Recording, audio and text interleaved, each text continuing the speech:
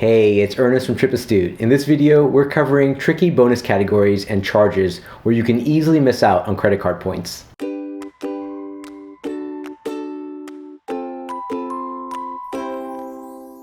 Credit card bonus categories might seem like a straightforward topic, but as many of you know, it can be frustrating to think that you're getting a large bonus only to find out that the charge was coded incorrectly. Before we get started, if you're new here, I want to welcome you to our channel. TripAstute is a travel channel that is focused on sharing ways to make travel easier, affordable, and more enjoyable. Traveling can be stressful and expensive, so we're looking for ways to help you maximize your experience through travel tips, points and miles, and innovative gear. If that sounds interesting to you, please consider subscribing. Today I want to focus on two common categories where people often miss out on points. This includes dining out and travel, which are common bonus categories for travel cards like the Chase Sapphire Reserve and Preferred card. A common reason why some of these charges do not qualify is that the charge is coded improperly by the vendor or processor. Whenever a charge is made by credit card, the charge is a code that is specified by the vendor and processor to identify the type of charge. In some cases, you might think you're making a purchase that qualifies for bonus points, but it's actually coded incorrectly. Another way is that the issuer may not recognize the charge.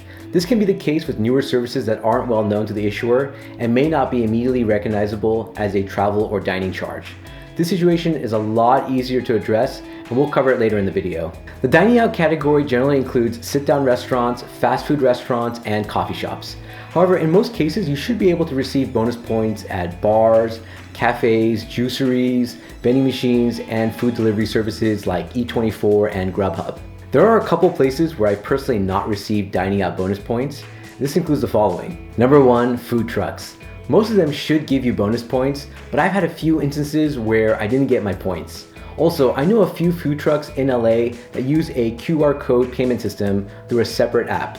This is where you register a credit card with an app, then use the app to pay using a QR code. This has definitely been hit or miss with me. Most times these apps register as an online purchase rather than the dining charge.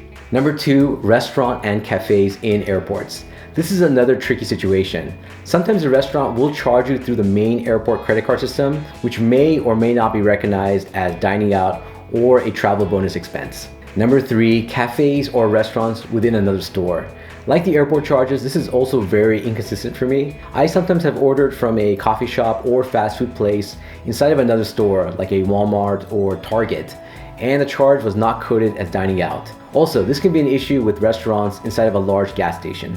For travel, the list usually includes airfare booked directly with the airlines, hotels and motels booked directly, travel booked through discount website, Airbnb stays, commuter transportation, gift cards to order directly from airlines and hotel brands, campgrounds, cruise lines, buses, car rentals, ride-sharing services, parking garages and lots, parking meters, ferries, toll bridges and highways, passenger trains, limousines, and timeshares. Though in my experience, things get a little bit complicated with the following charges. Number one, parking meters and lots. I seem to have this problem in LA. For some reason, some meters and lots are coded as parking while others are coded as either the shopping center or the city. For example, my parking meter charges in Santa Monica never get coded with bonus points, which makes no sense to me since the description has the word parking in it. Number two, truck rentals. If you're planning to move and thinking that your U-Haul rental will earn you extra points, unfortunately, it probably won't. I tried this a few months ago when we rented a U-Haul truck to move some items. I wasn't 100% sure it would count, but I thought I'd give it a try anyway. Sure enough, I didn't get any bonus points. Number three, boutique bed and breakfast lodging. I've stayed at a few smaller bed and breakfast places that came through as either shopping or online charges, rather than a hotel charge. It's usually smaller hotels and inns that have this problem, but just be aware when checking your statement or account activity. Number four, tour companies. This can be hit or miss. I've had a few in the past that coded as online charge, while others definitely came through as travel, such as G Adventures and Intrepid. These can be big charges, so it's nice knowing that you're getting the extra points with your purchase. In addition, here are a couple tips to keep in mind when dealing with bonus charges. Number one, know that the rules change all the time. In this situation, this usually works to our benefit. I've noticed sometimes that charges that were previously non-bonus now qualify as a bonus. This includes Postmate, which did not code as dining out for me in the past, Though when I recently used it, I noticed that I did receive the points. I think it might be because people have called in to complain and requested points from the issuers, which may have resulted in them adding the vendor to their systems. This leads me to number 2, contact your issuer. If you have a charge that you think deserves bonus points, you shouldn't hesitate to contact the issuer and ask for the bonus, especially if it's a large charge. I did this when we didn't get our full bonus points for our hotel stay in Sedona, and Chase gave me the points once they verified that it was a hotel. Number 3, look for tipping receipts. A general rule of thumb when making a dining out purchase at a place where the coding might be uncertain, like at an airport or large department store such as Target or Walmart, is to see whether you're asked to include a tip. I don't know if it's the case across the board, but in my experience, anytime that I've been asked to specify a tip, the charge has come through as dining out, which means that I received the bonus points. Number 4, consider consolidating charges.